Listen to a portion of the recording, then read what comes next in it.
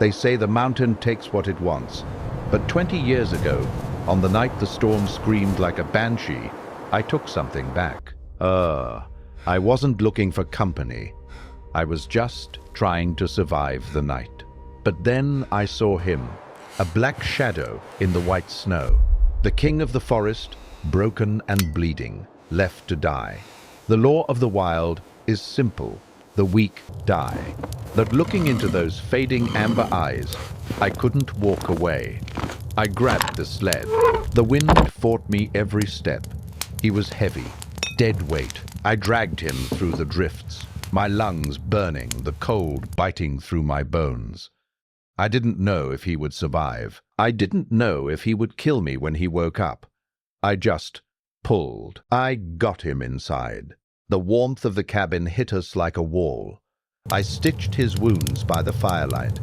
My hands are old, they shake. But that night, they were steady. For 3 days, he didn't move. I thought I'd lost him. But then, he opened his eyes. They weren't wild anymore. They were watching, calculating. He didn't snarl. He didn't bite. He just existed with me. I saved his life, and in return he gave me something I hadn't felt in years. Peace. He healed.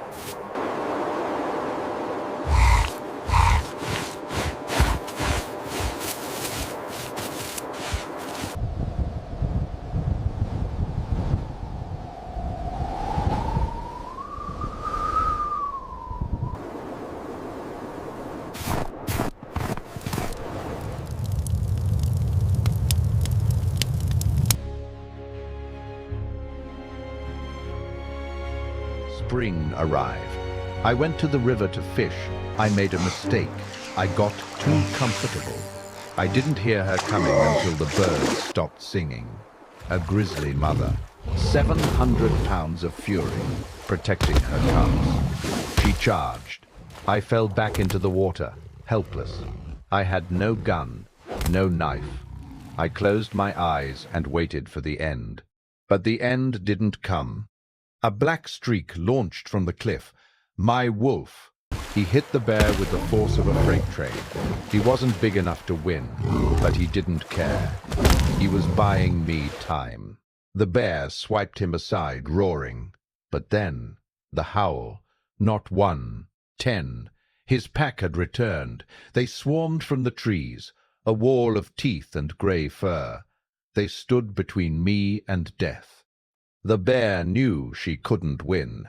She turned and ran. The adrenaline faded, and I saw them, the pack. He stood in the center, bleeding, tired, but a king.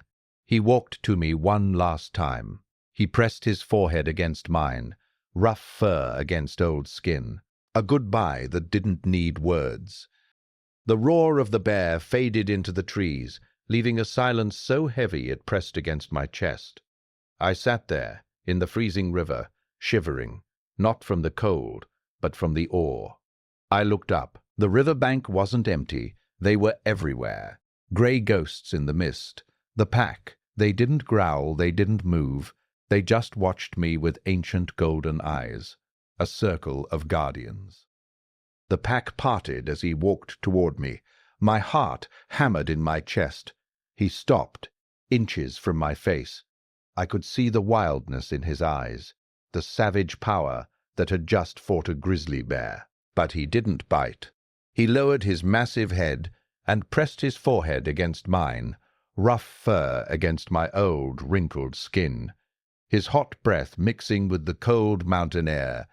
He let out a low, rumbling breath, a sound that vibrated right through my soul. It wasn't a growl. It was a thank you. It was a promise. He pulled away. The connection broke.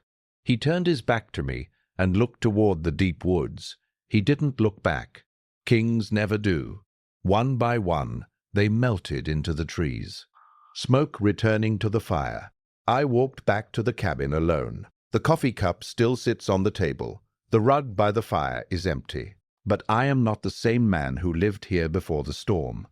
The silence isn't empty anymore, because I know, somewhere out there in the dark, I have a brother. Kindness, is never wasted.